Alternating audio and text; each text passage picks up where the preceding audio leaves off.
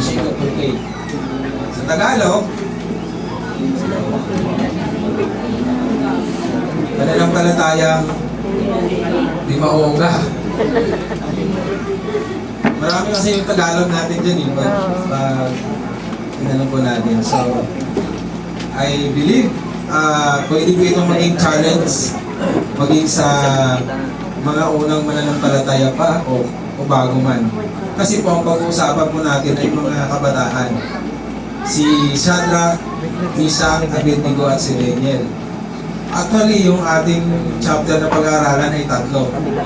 Kaya lang yun ang binabasa ko yung pinakadulo talata. At buntis kasi yung nagbasa eh. Malayo pa yung nilakad niya kaysa binasa niya. So, medyo nag-mensahe ko na po siya. At dinibiro ko po na para mas lalo po relevant sa ating panahon ngayon. Tayo po muna manalangin. Panginoong Diyos, napapasalamat po kami muli sa sama-sama po namin kayong mapapurihan, maparangalan ng Diyos. Salamat po, Panginoon, dahil ito po ay kapahingahan po namin, Panginoon, na makasama kayo. Dahil po inyong mga salita, nagsasabi na lumapit ang lahat ng mapapagal at mabibigatan at iyong pagpapahingahin, Panginoon. So, Panginoon, naniniwala po kami na ito po ipahinga ng aming mga physical na katawan at the same time na na-nourish po ang aming mga spirit and soul, Panginoon, na kung saan ay napakahalaga po. Thank you so much for God for your grace and mercy. Thank you so much for your love. Thank you. Thank you for calling us, Panginoon, para po kayo paglingkuran. Nag-iisang Diyos, makapangyarihan sa lahat. Hari ng mga hari, Panginoon ng mga Panginoon. Ikaw po ang aming papurihan at parangalan. Let your Holy Spirit speaks to each every one of us, Panginoon. And let your word, Panginoon, magministeryo po sa bawat puso at isipan ng bawat isa, Panginoon. Buksan niyo po ito lahat, Panginoon. Ito po ang aming dalangin sa pangalan ni Jesus. Amen. So, lahat gusto pumunta sa langit. Sino gusto pumunta sa langit? Ayan nyo? Marami daw po, pero walang gustong mauna eh. Walang gustong mauna. Okay, so ang ating pong pag-aaralan ay tungkol sa 4 na mga matitipunong mga kabataan sa panahon ni Daniel. Ito po kasi yung outworking ng principle sa Deuteronomy chapter 28. Kung nabasa niyo po yung Deuteronomy chapter 28, nagsasabi po daw ng simpleng prinsipyo ng Diyos. Ang sumusunod ay pagpapalain, ngunit ang sumusuway ay susumbahin. Simple po yung kanyang sinabi doon. Ngayon, ang nangyari po kasi sa kaharian ng Israel, unang-una, united po sila noong una. Kaya lang, alam niyo po kung bakit na-divide ang kingdom ng Israel into 2, southern at northern. Yun po ang kagagawa ni Haring David. Di ba nagkasala si Haring David ni Bathsheba? Tapos pinrophesy na mangyayari yung division ng kingdom sa kanyang mga anak. At yun po ay nangyari kung kaya sila ay na captives or sila po ay binihag ni Haring Nabucodonosor. Haring Nebukadnezar. Sa English. Ginamit ng Panginoon si Nebukadnezar para po parusahan ang bayang Israel. Kasi po, kung titingnan po natin ang history, yung Southern Kingdom ay medyo masunurin po siya compare sa Northern Kingdom. At siguro hindi naman nagtagal, mga more than a century, naging masunurin po sila. Kaya lang yung bandang huli, naging idolatrous po sila ulit. Kaya nangyari din sa kanila yung nangyari sa Saul. Iniyaga sila ni Nebuchadnezzar. Ginamit ng Diyos si Nebuchadnezzar. Kung babasahin po natin itong mga talatang to, makikita po natin yan yung paggamit ng Diyos sa unbeliever para parusahan ng kanyang mga tao. Pwede po bang mangyari yun sa panahon natin ngayon? Walang makasagot, ano? Ang ginawa ni Nebuchadnezzar, tingnan po natin, hinakot niya lahat ng kayamanan papunta sa Babylonia.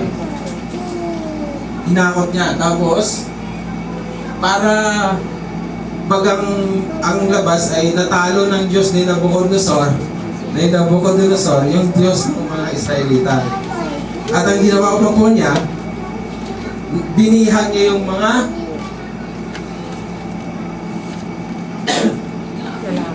yan po natin. Nebuchadnezzar brought with him some of the Israelite Jews from the royal family and the nobility. At yun ang mga piling tao. Hindi niya binihag yung mga bibitsogin. Mga kilala ang kanyang binihag. Si Shadrach, Meshach, at Abednego. So, ang kanilang mga pangalan ay siyempre makadiyos ang kanilang mga magulang. Alam niyo po, ang pangalan ng mga tao noon sa Old Testament ay may significant pagdating sa kahulugan. Ngayon po ba, ano bang mga pangalan ng mga anak natin? Pinaghalo-halo ang pangalan ng mga artista. Diba? Sa panahon namin, pag walang Jose yung pangalan mo, hindi ka rin bibinyagan eh. Kaya may Jose yung pangalan ko. Jose Randy. So, totoo po yun. Parang nagagalit niya ako sa magulang ko bakit may Jose yung pangalan ko. Pero yung umuso yung teleserye ng mga ibang bansa, taga Mexico. Kastila, si Jose Fernando. Ganda naman pala yung gano'n. Pala ang ibig ko sabihin ng mga pangalan, may kahulugan. Kaya maganda din po siguro pag-isipan natin na kapag may anak tayo, ay ano ba yung pangalan ko sa anak ko? Mula ba sa Bible o galing sa artista na maraming asawa? Baka pangalanan yung anak nyo kay ano, Rapunzel Kenya. Ang daming asawa nun. O di kaya Dolphin, o Lirang Tate daw yun, maraming asawa. So, gano'n ang standard ng mundo. Daniel, whose name means God as judge. Yun ang magandang pangalan. At pinalitan ko ito ng Belteshazzar, which means he did protect the king. So parang gusto nilang para mas larong kahiyahiya itong mga tao ito, palitan din natin ang pangalan. May nakilala po ba kayo na Kristiyano tapos naging Muslim tapos pinalitan yung kanyang pangalan? May nakakapit na Abdul o kung ano pa man. May ibig pong sabihin yun. So, gano'n ang ginawa nila kay Daniel. Si Hananaya, yun po ay si Shadrach. Ay ang fearful of God. Naging negative yung pangalan ni Hananaya. Ang ibig sabihin ng Hananaya, Yahweh has been gracious. Ang kahulugan. Pero pinanitan nila ng Shadrach.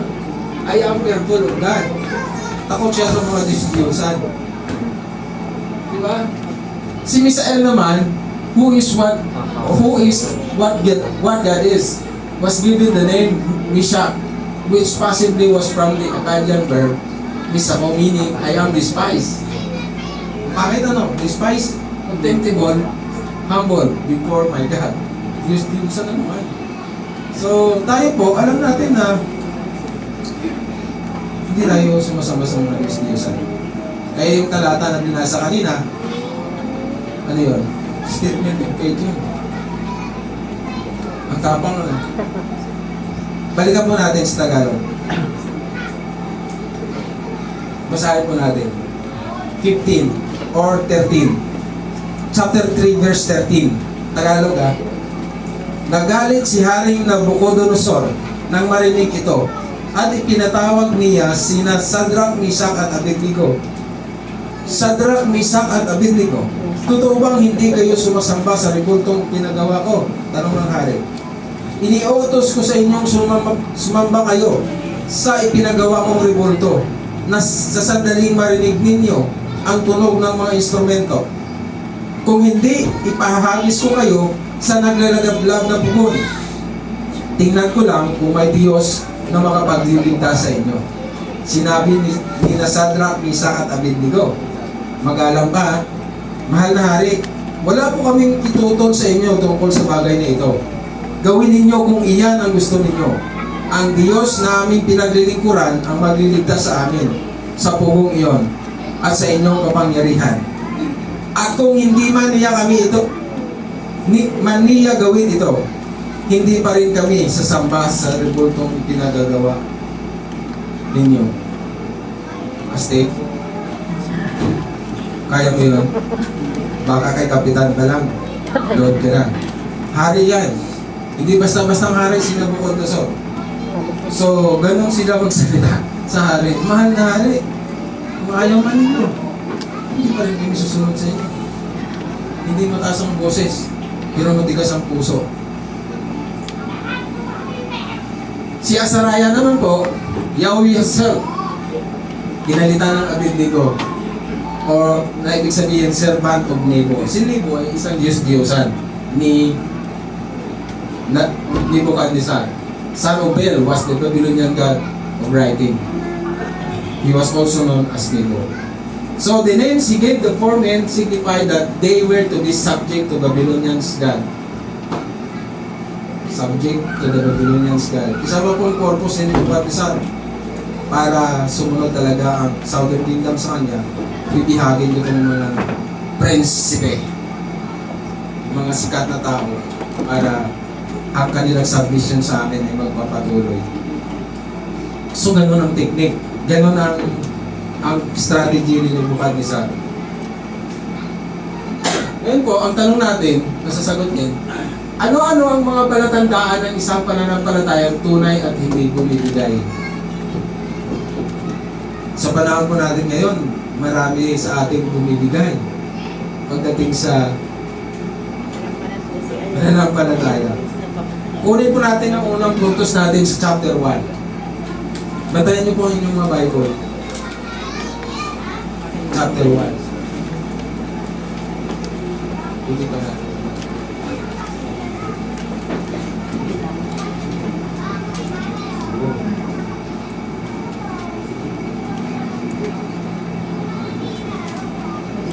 Tingnan po natin, pag-aralan po natin ito. Ano-ano ang mga palatandaan? Tatlo po ang ating mga puntos ngayon. First point, godliness or holiness in the midst of hostile culture. Mga kapatid, ang Israelita ay mga makadiyos na tao. Natuto po silang sumunod talaga ng tutuhanan sa kanilang Diyos. Kaya sabihin po natin, medyo may katigasan ng kanilang mga ulo. Pero kinikilala po nila ang nag-iisang Diyos. Ngayon po, may challenge sa kanila. Gusto ni Haring Nabucodonosor na turuan sila ng lahat ng katuruan ng Babylonia para mapakinabangan niya. At pati po yung pagkain, gusto ni Haring Nabucodonosor, sabi niya, pakainin mo sila ng pagkain ng hari. Sa pag-aakala siguro ni Nabucodonosor na ito'y masustansya. Ito'y mga pagkain ng hari. At maaaring makatulong ito para maging mas lalo kang maging matipuno o di kaya mabilis ka mag-isip o di kaya talagang maging healthy ka at maging strong ka physically. Kaya lang, sabi ni Daniel, verse 8. Verse 8, chapter 1. Sa English po, sabi niyan, but Daniel resolved not to defile himself with the royal food and wine, and he asked the chief official for permission not to defile himself this way.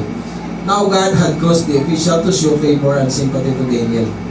But the official told Daniel, I am afraid of my lord, the king, who was assigned with food and drink. Why should he see you looking worse than the other young men your age? The king wouldn't have my head because of you. Ang bihira. tumanggi si Daniel. Sabi niya, huwag mo kaming pakainin yan, subukan mo kami ng 10 araw. Kaya mo bang tanggihan yung masasarap na pagkain na inaalok ng hari? Parang tayong mga Kristiyano. Madali tayong maingganyo sa masasarap Hindi lang sa pagkain.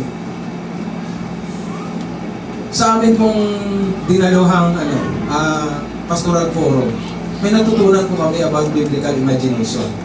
Yung prinsipyo ng biblical imagination. Yung biblical imagination daw po, yung parang feel mo talaga, nakasama mo si Lord. Nakausap mo talaga si Lord sa pananalangin mo, hindi lang yung espiritu lang siya at wala na. Nakasama mo talaga si Lord kung saan ka pumunta. Kailangan matuto daw po tayo ng ganun. Para hindi daw po tayo pumunta sa mga lugar na inaakala natin wala si Lord. Saan ba ang lugar na wala si Lord? Sa nightclub? Akala po kasi daw natin wala si Lord. Kaya pumupunta tayo. Akala natin gumagawa tayo ng masama ay wala si Lord. Pero kung in-imagine mo lang, na-develop nyo raw po natin yung biblical imagination, makakatulong sa atin yun sa pag-iwas sa mga maling gawa. Kasi, iniisip mo nandyan si Lord. Kasama ko po si Kuya Joseph, si Kuya Andy doon. Nandyan si Lord Diba? Paano ka makakagawa ng pagkakasala kung nandyan si Lord? Siyempre, iiwas ka. Kaya lang yung ating, hindi natin na-develop yung ganyung principle. Biblical imagination. Sila, hindi lang imagination, I believe. Talagang naniniwala sila na ikalooban ng Diyos na huwag silang tumikim ng ganung klaseng pagkain. Kaya, tumanggi sila. Subukan mo kami for 10 days. And after 10 days, anong resulta? Ano pong resulta? Mas malusog pa sila tingnan doon sa mga, kasi may mga kasabayan po silang kabataan na tinitrain.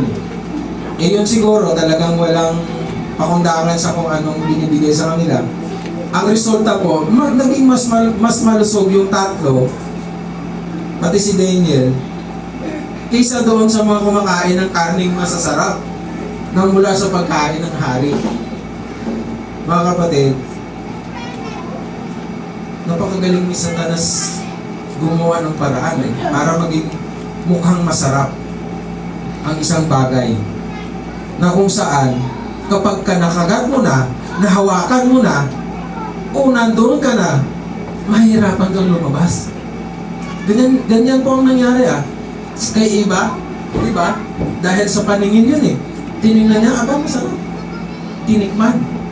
Nung bandang huli, nalaman niya na siya nagkasala. Mga kapatid, ang mensahe pong ito ay makakatulong po sa atin para maiwasan natin. Kaya yung points natin number 1 is godliness or holiness in the midst of hostile culture. Saan ka man mapadako, saan ka man mapunta, katulad ni Daniel, Shadrach, Meshach at Abednego, nanindigan. Nanindigan po sila. Kaya ang pamagat ng ating mensahe, unshakable. Hindi sila natinag, hindi sila bumigay. Huwag niyo po muna kami pakainin. Gulay lang po. Sino po dito sa atin mahilig sa gulay? Tingin ko sa atin, mahilig tayo sa karne. Sarap mo talaga yung karne. Mahilig ako sa palay. Subukan niyo rin maggulay. Balanced diet. Balanced diet. Sabi sa nabasa ko po kay Robert Murray, "A holy man is a mighty weapon in the hands of God."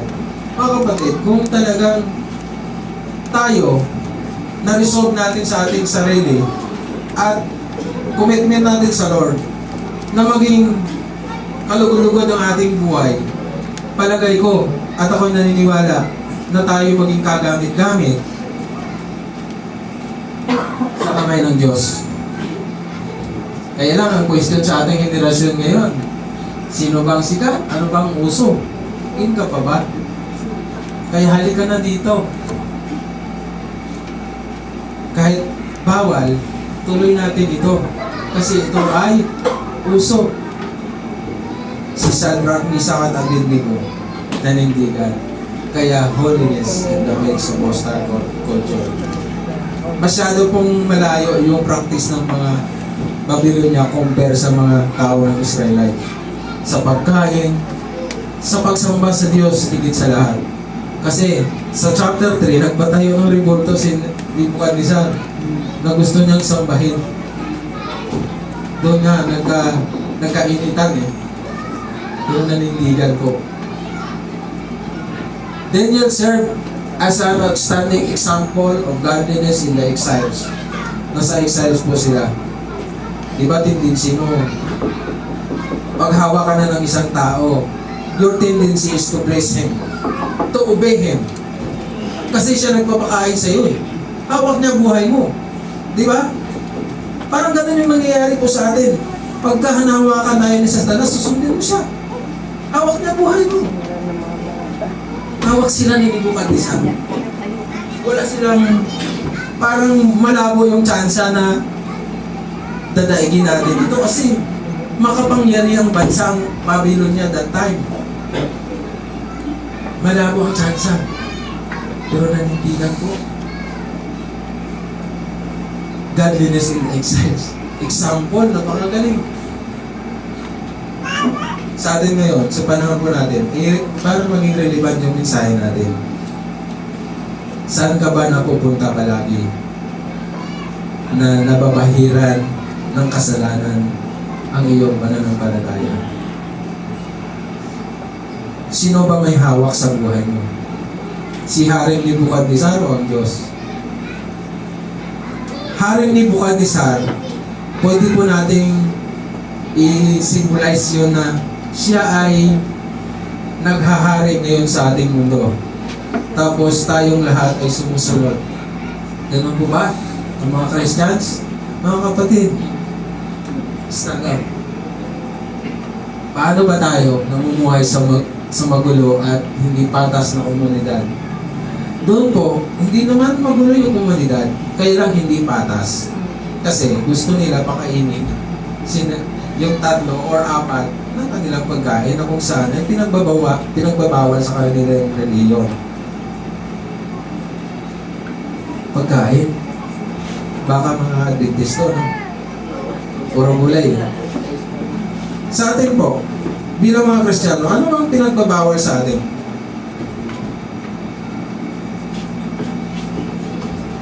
Yung tuwiran na sinasabi sa Bible na bawal ano? Pagkain? Wala yun. Anong tuwiran doon sinasabi? Kasalanan. Bawal.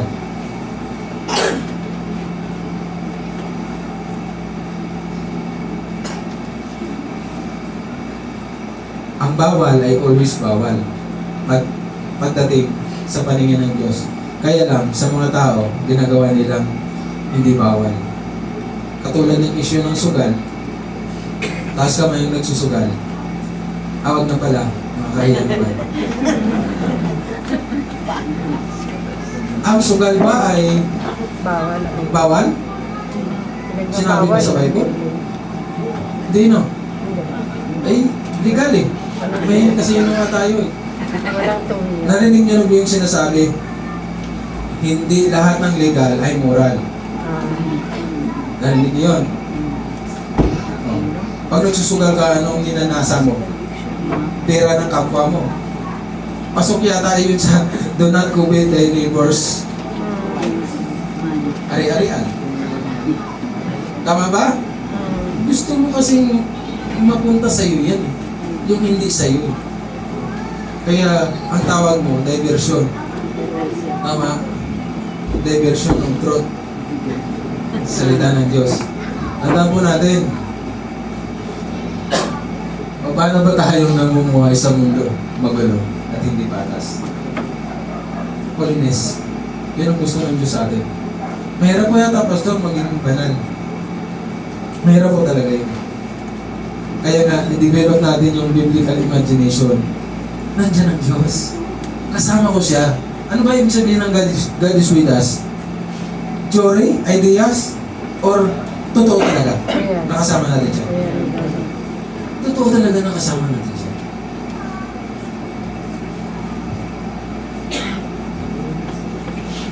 nung Biyernes ko lang na umpisahan yun. Totoo nga pala. Kasi minsan, kala natin wala si Lord eh, kaya pumupunta tayo eh. Sa mga lugar na dapat hindi puntahan. Akala natin hindi nakita ni Lord, kaya ginagawa natin yung mga bagay na hindi natin dapat ginagawa. Nababahiran ating pananampalataya. Next point.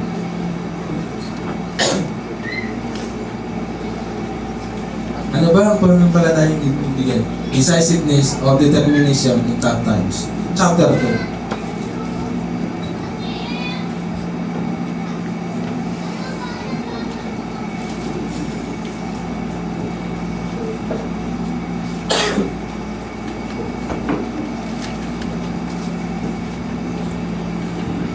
Sabi pa ng iba, di ba, mapahirang yung pangalan. Bilisan mo para mabilis ako kumita, mga korupsyon. Ano bang issue ng bayan natin ngayon? Di ba ako tapos sa first point ha? Anong issue ng bayan? Hindi nyo alam? The Christian should read this Bible in the right hand and newspaper in the left hand. Anong issue ng bayan? Korupsyon. Korupsyon. Kaliwat kanan, korupsyon. Mga Kristiyano, sana huwag ma-involve. So, sabi po doon, hindi ata na, the task of the church is not to make men and women happy.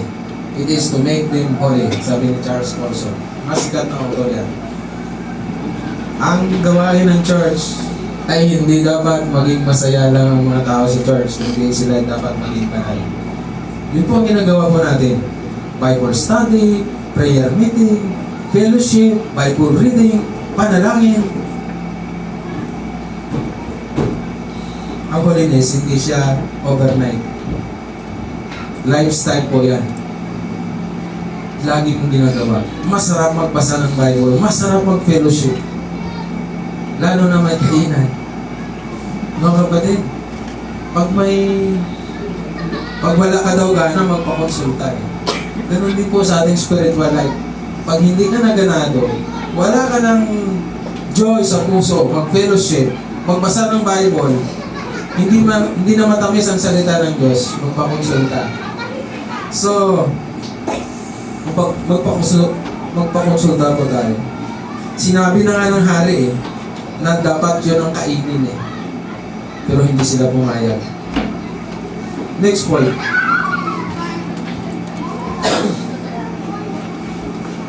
Decisiveness.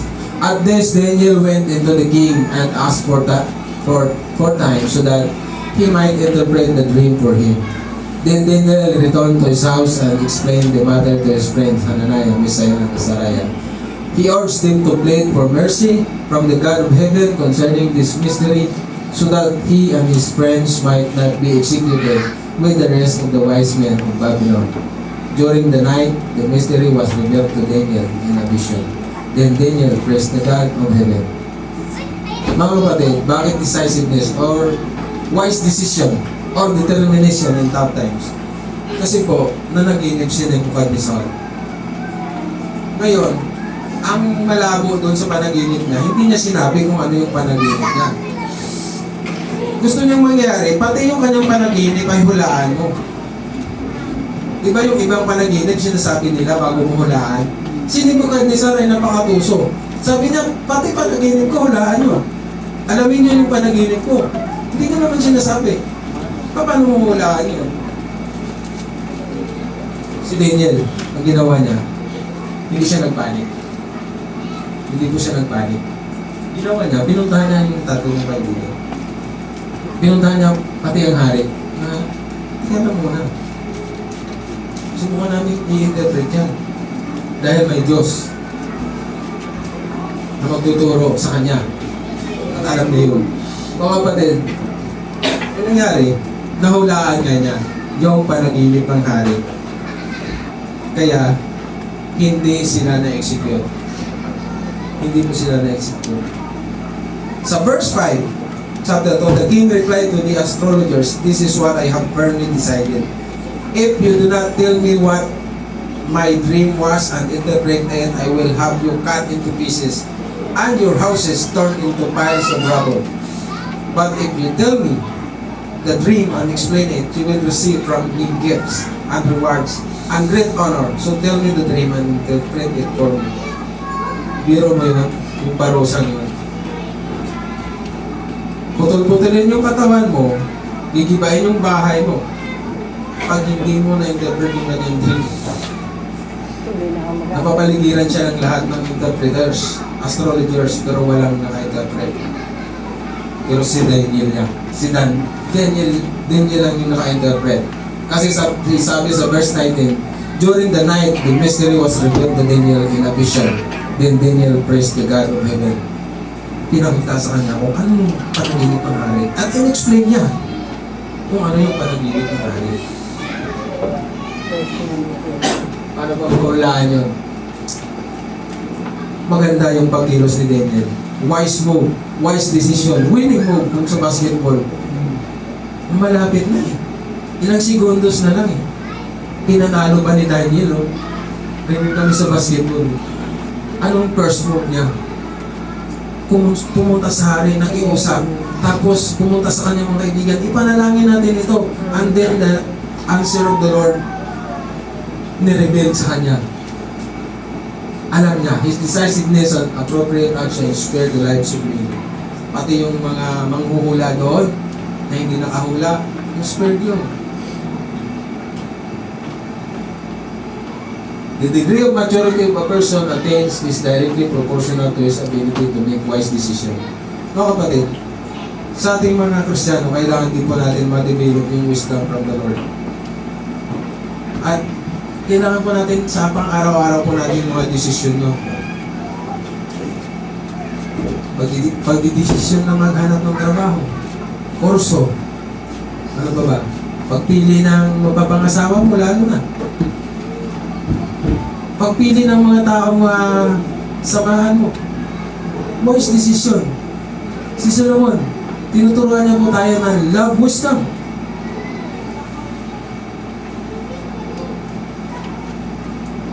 Choice wisdom in exchange of silver and gold, sabi ni Solomon. So ganun si Solomon, napakayaman nun. Totoo kayo yung sinabi niya? Napakayaman niya, tapos sabi niya, kahit magastusan ka, ibigay mo yung lahat ng ginto at pilak in exchange of wisdom. Gusto po ng Diyos sa ating mga mananampalataya ay maging wise in a positive way. Sabihin mo sa iyong katabi, maging wise ka. Alam niyo po ba, si Satanas ay author ng pambubuli. Bubulihin ka ni Satanas eh. Huwag mo lang magsimba dyan. Tingnan mo yung simbahan nila, siksikan dyan. Ano yan? Hindi simbahan, bahay. Tapos parang pakar, maya-maya, may iyakan. Uutuin ka talaga ni Satanas. Master of bullying si Satanas. Tandaan po natin yan. Bubulihin ka ni Satanas. Ay, huwag mong patulan yan. Wala kang mapapalayan. Born again yan eh. Huwag mong sagutin yan. Born again yan. Pastor lang yan eh. Oh. Ay, wag mong patulan yan. Yung engineer, mas okay yun, may coaching, kahit hindi mananampalataya. Inuuto tayo, binubuli kasi di natin pinapagana yung kaalaman, karunungan na nagmumula sa salita ng Diyos. Tapos yung desisyon natin, lalo na, pag-pressure na, wala na. Si Daniel, alam niya yung kanyang move. Lumapit sa hari, nanalangin kasama kanyang mga kaibigan, and the answer of the Lord, nahulaan niya yung panaginip. Ano po? Last.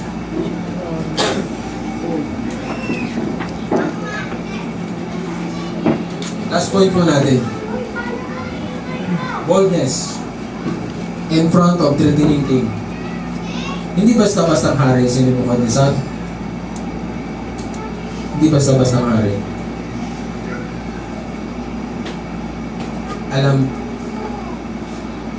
Alam kaya ni Shadrach at Meshach at Abednego yung kanilang kaharap?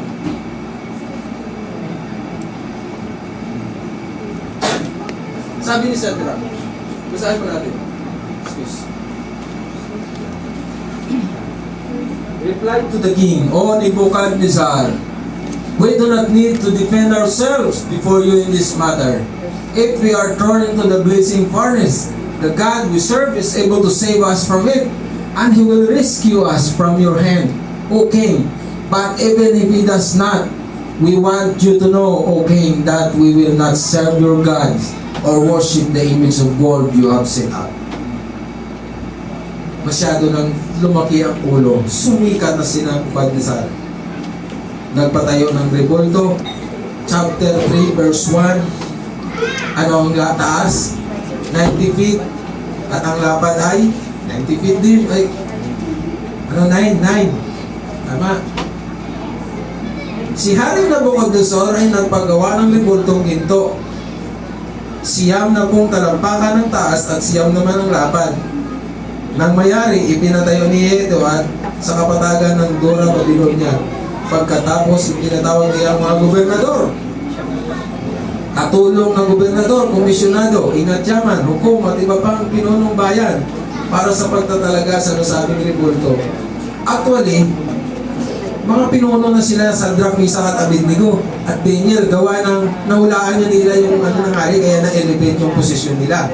Ngayon, nabalitaan naman ng iba na hindi sila sumasamba doon sa ginawang rebulto ni Nebuchadnezzar.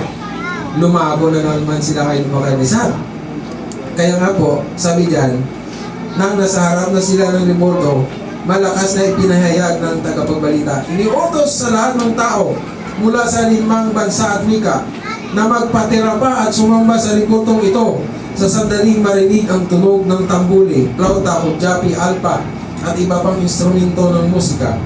Sino mang hindi sumunod sa utos na ito ay ihagis sa naglalagablab na pugon nang tumunog nga ang mga instrumento. Lahat ng nakarinig nito ay nagpatira pa at sumamba sa rebultong ginto at na ipinagawa ni Haring Nabucodonosor. Pabira, di ka susunod. Buong bansa, buong sakop ng Babylonia, pag narinig ang mga musika, luluhod sa estatwa.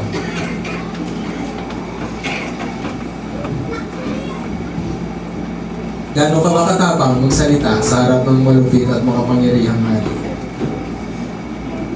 Very humble ang tono ng boses, pero matigas.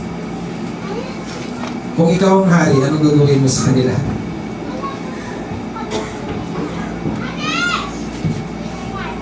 Hindi sila nakatakot sa napakapangyarihang hari.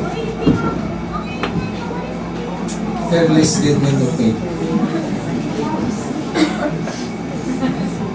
Panis, ano? Ganun po eh. Dito sa mga naglalaro ng basketball, maliit lang ako eh. Pero pag nalusutan kayong malaki, ang tawag doon, bumpanis. Tapos, pag malaki ka, nasa parang ka ng maliit, tawag doon, bumpanis. Si Haring Nebuchadnezzar, sinagot ng mga tutoy. Bumpanis siya. Hindi natatakot. Statement of faith. Ganun ang statement of faith natin. Ang statement of faith ng Habakkuk, ano po ba? 11. May natandaan po ba kayo? 11 or 8? Yung sa iba nga, 23 eh. Alam niyo yung IEC, 23 yata, baka nalagdagan pa. Mas lalo na yung Roman Catholic. Hindi mo na matandaan sa sobrang dami. Eh sa atin, Habakkuk, 8. Oh, may natandaan po kayo, statement of faith. Wala. Yan o, simple statement of faith. Kahit patayin mo kami, wala kami magawa. Pero hindi pa rin kami sasama sa'yo. Ano pa kaya kung tinuturo mo pa yung hari, no? Hindi kami sasama sa'yo.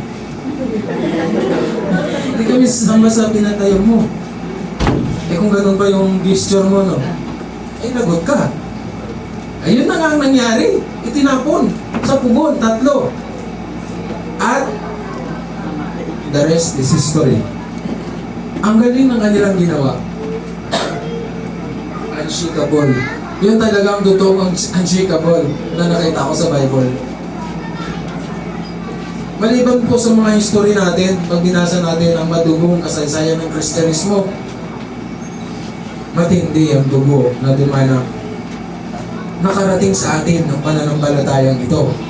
Ngayon, kahit man lang magbuhat ng pasanin ng church, sana maging bahagi tayo. Hindi naman dudugo katawan mo dyan eh. Pag may pera ka, magbigay ka. Dudugo ba katawan mo dyan? Dati, pinapatuluan ng dugo yan, oh, para matuloy yung purpose ng Panginoon. Pinalaking totoong may takot at pagsunod sa Diyos ang tatlong ito. Apat sila. Sila Daniel. Mga Hebrews. May takot sa nag-iisang Diyos. Kilala nila kung sino ang kanilang Diyos na sinasamba. Tayo po ba? Kilala natin. Dapat. Kilala po natin ang Diyos na ating sinasamba. Hari ng mga hari. Wala ng ibang Diyos. Hindi siya lang. Alam nila kung kanino lang dapat magtiwala at lumuhod. Kaya ganun sila sumagot kay Nebukadnezar. Kahit hindi kami ililigtas ng Diyos. Ano bang tawag sa statement na yun? Kahit hindi kami ililigtas ng Diyos namin. Doubt ba yun? Tapang yun. Kasi, they understand na sometimes God allows. Tayo po ba, alam po ba natin na sometimes God allows? Kung patayin man tayo. Alam nila, kung hindi mo kami iligtas sa pagkakataong ito, hindi kami sasamba sa revolto mo. Galing. Kung pinagsabihan ka kaya ni Mayor, ay, ni Vice President, gala tayo sa asyenda ko. Basta buto mo ko. Wala akong kinalaman dyan, ha? Napapakinggan ko yun. Maturity of faith. Napaka-mature ng faith na ito. Na-estimate ko lang yung edad ng mga kabataan ito kasi bata eh. Mga teenager eh.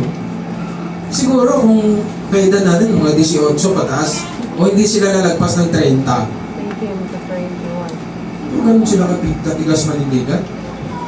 Sino mo dito yung 50 anyos ng pananampalataya niya? 30.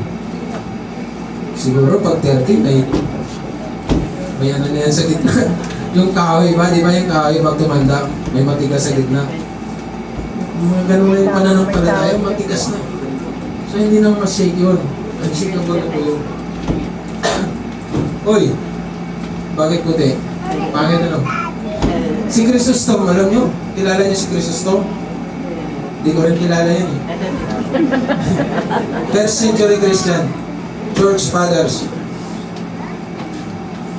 Tingnan nyo dyan sabi. Only one thing po yung Chrysostom. Ang nakapagpapasakit lang sa kanya ay ganito. When the great Chrysostom was arrested by the Roman Emperor, then the latter sought to make the great Christian recant, but without success.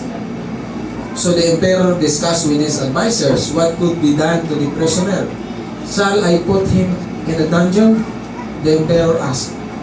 No, one of his counselors replied, for he will be glad to go. He longs for the quietness wherein he can delight in the mercies of his God. Hindi natatakot si Chrysostom. Ang natatakot yung kanyang bantay. Also, then he shall be executed, said the emperor. No, was the answer. For he will also be glad to die. He declares that in the event of death, he will be in the presence of his Lord. Kaya hindi rin pala uubra dito ang pagpatay kasi matutuwa siya. What shall we do then? The ruler asked. There is only one thing that will give Chrysostom pain. The counselor said, to cause Chrysostom to suffer, make him sin. He is afraid of nothing except sin. Wala siyang ibang kinatatakutan kundi ang magkasala siya sa Diyos. Kasama po yung point number 1 at point number 3. Hindi natatakot. Hindi siya natatakot. Maliban sa pagkatakot na siyang magkasala sa Diyos. Mga kapatid, ganun po ba tayo? May takot po ba tayo magkasala tayo sa harapan ng Diyos? Then imagine that God is always beside you, at the front of you. He is looking at you always. sa lahat ng ating ginagawa. Kaya marapat lamang na lagi po natin ginagawa yung malugod ng Diyos sa atin. Tama po ba? But life is not perfect. Sometimes, even myself, mga kapatid, manindigan po tayo. Manindigan po tayo. Ano-ano ang mga kinaharap mong sagabal sa paglilingkod sa Diyos? Sino-sino at ano-anong mga naghari-hari ang kinatatakutan mo at naging sunod-sunuran ka sa mga ito? Mga kapatid, maaaring maghari sa buhay mo ay internet, sports, passion, boyfriend mo, asawa mo, trabaho mo, ay wala ka ng panahon magsimba minsan. Minsan or madalas. Ganun po. Kung naghahari-harian sa iyo yan, iwasan ko na yan. Kung totoo na tayo ay sumusunod sa ating Diyos, wala kang dapat ikatakot sa sino mang makakaharap mo. Literal man na makapangyarihang tao yan, o mga bagay na isinusuko ang iyong sarili na dahilan ng iyong pagkatalo. Tumayo ka kapatid, at may matibay na pananalig. At tiyak na hindi ka iiwan, hindi pababayaan man ni Yahweh. Pagpalain po tayo ng Panginoon.